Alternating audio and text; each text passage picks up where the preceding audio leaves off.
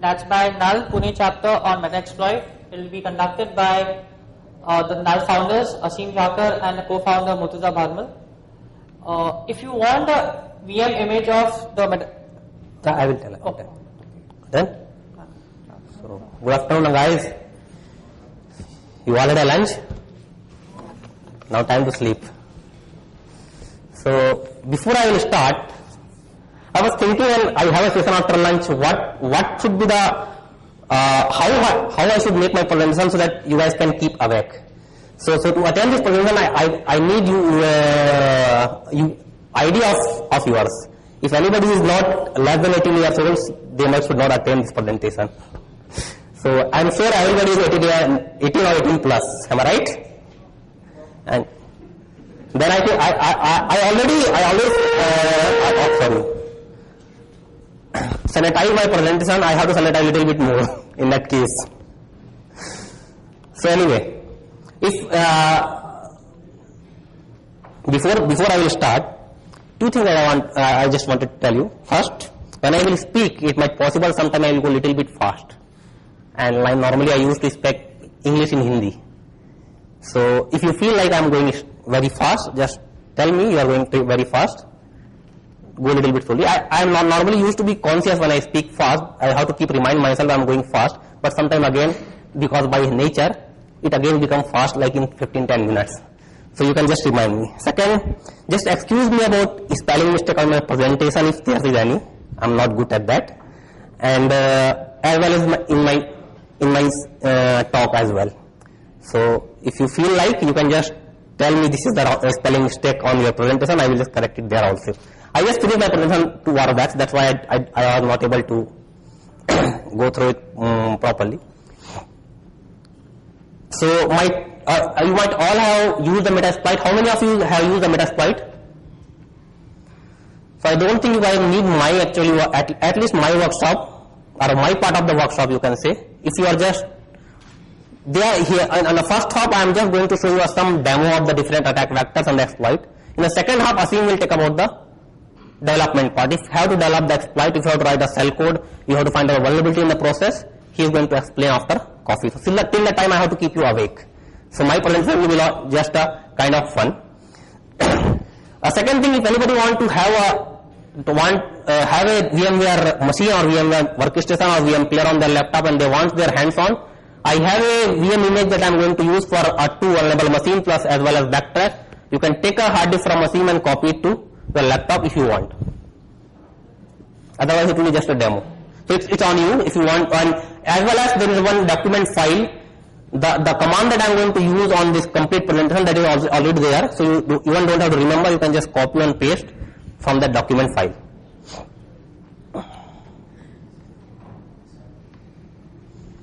So yeah, so that's why I told you Metasploit for. So basically it's more on the what can keep you awake. That's why I made this presentation like that. And this is a disclaimer from my side. So just excuse me if you feel offended, or I think, or might when you see my presentation you will feel like this guy is a dash maniac. I hope you understand what I say when I show you when I say dash. Or you feel hope this is the way we have got an education in our classes, so we might have a researcher or scientist till now. So it's quite different than normally people used to go to a workshop. The reason is I have just added something extra on that. So about me, you can see I am unemployed. There is no interest of mine, kind of random. Whenever I feel like doing something, I used to do that. I was working with the IBM, and nowadays I do a security consultancy and training just to for the dal roti. That's it. Agenda, sorry. So agenda is basically a core, a very little core part we are going to cover. That's what it says. So agenda is I am going to cover the basic, I am going to cover the auxiliary, I am going to cover some database integration and the exploit automation of the Metasploit, some client side attack, and then little bit about post exploitation fun, and then Metasploit's add-on. And after that, remaining part will be covered by the Aseem, that is basically on development of the exploit. So basics. Can anybody tell me what is the vulnerability, what is the exploit, what is the payload, or anybody else? You might have already known about this terminology. So what is the vulnerability? Anybody? Okay, and what is the exploit? So in my view, if you have to explain it to very normal people or very common people who don't know anything about the security, anything about the IT or anything, a vulnerability is something like this, where you have to just look for the problem somewhere, and what is the exploit in that case? So this is the exploit, and now if I have to assume about the payload. This is, you have to assume what could be the payload. I am not going to put any picture here. And encoder is still thinking. If you are still thinking what could be the encoder, just ask me offline, not now. So okay, now come to the basic, very basic. Vulnerability, if you have to just explain in very small word, it's the opportunity window. What is the exploit? In caching that opportunity. And what is the payload? In cachement of windows. And what is the encoder? Is basically nothing but masking your payload. So you guys might think, previously he was talking like a very raw manner, and now he's talking in the management. This word is mostly on management kind of word that I'm explaining. So if anybody is from the management field, they might be able to understand what I mean to say here. The reason was when I used to read this technical thing, sometimes it was very difficult for me to understand. So I normally try to make it as easy as possible to understand for a different kind of people. So this is the vulnerability. I don't think I need to explain anything. You are already aware, and we don't have very much time here to explain it. And how it works. Now the question comes, how actually it works. How this vulnerability used to get converted into exploit, or how you do the things. So anybody, if can tell me what is the how actually the things works? If I have to take a control of the remote machine because of some vulnerability, how I can do that?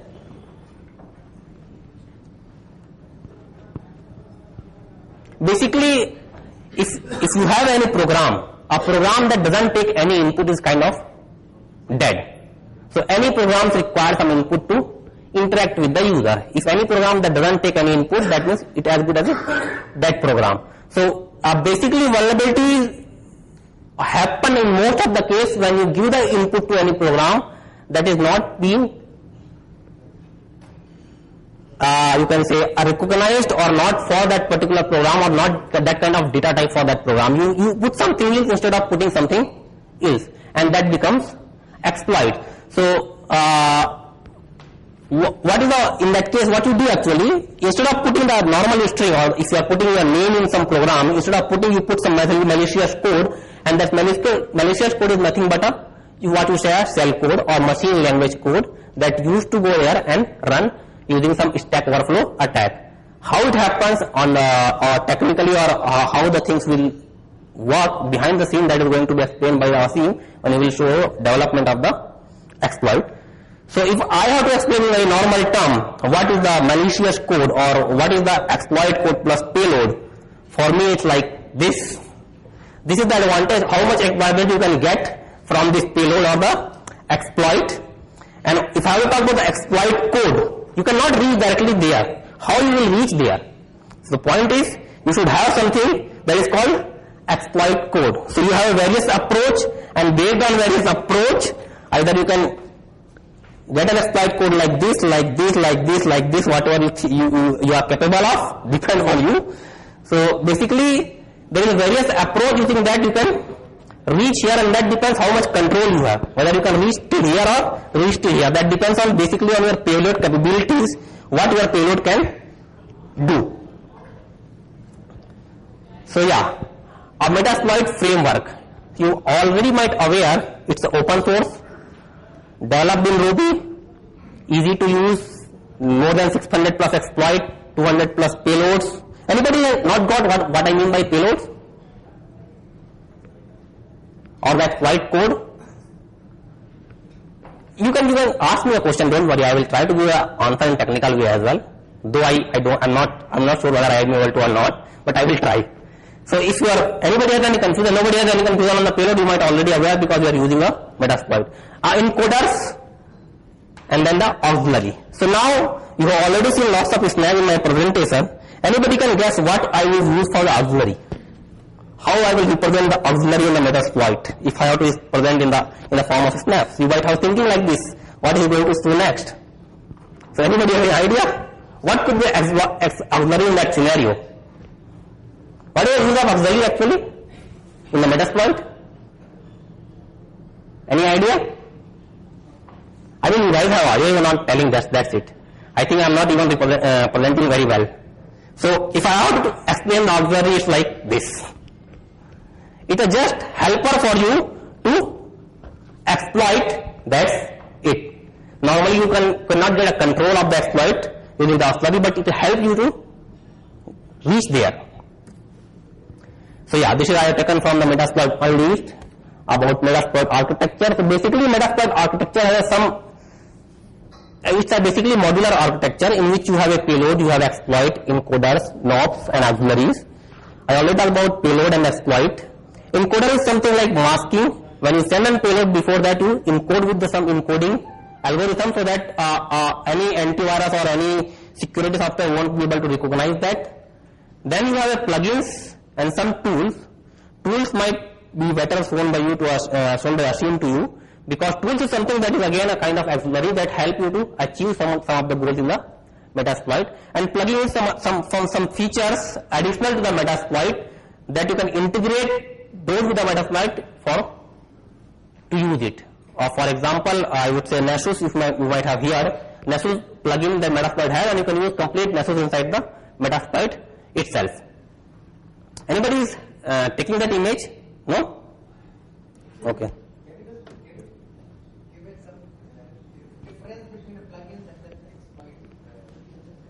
Yeah, so exploit is basically a code using that you are going to get a control of the machine.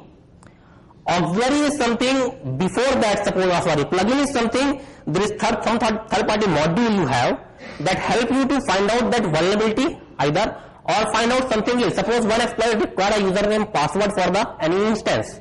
Okay, so if I am talking about the auxiliary, that might be possible some auxiliary, or you can say that will help you to get that username and password in the brute force. A plugin is something like I just said about the Nessus. Anybody all you are aware what is the Nessus? What is the meaning of Nessus? Vulnerability scanning. Instead of code scanning, it's a vulnerability scan. You guys aware about the vulnerability scanning. So if I have to exploit some remote machine on some application, before that I need to know vulnerabilities. Not only open port. Open port will get the idea what all the services are open. I have to find out the vulnerability on that application. So this Nessus is a kind of application which will show you a list of vulnerability on the remote machine while it scan. So Nessus will not exploit it, will not get a control of it. It will say this is a vulnerability name, this is a CV number, this is the nature of the vulnerability. I mean, you can get a remote access completely, or you can do just this thing using this vulnerability.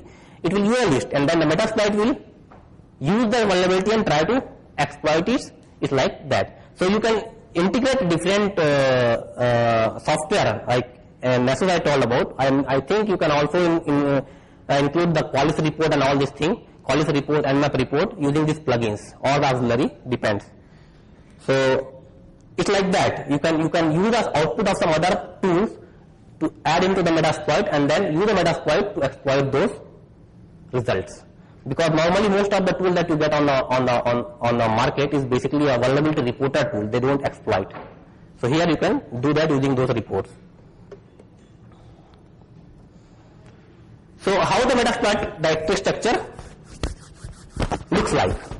We have something like MSCLI, MSF console, MSF GUI, some binaries, or you can say scripts, Ruby script.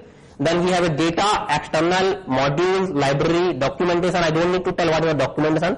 Library is basically a core of your Metasploit, where you have normally all the core code of the framework that you might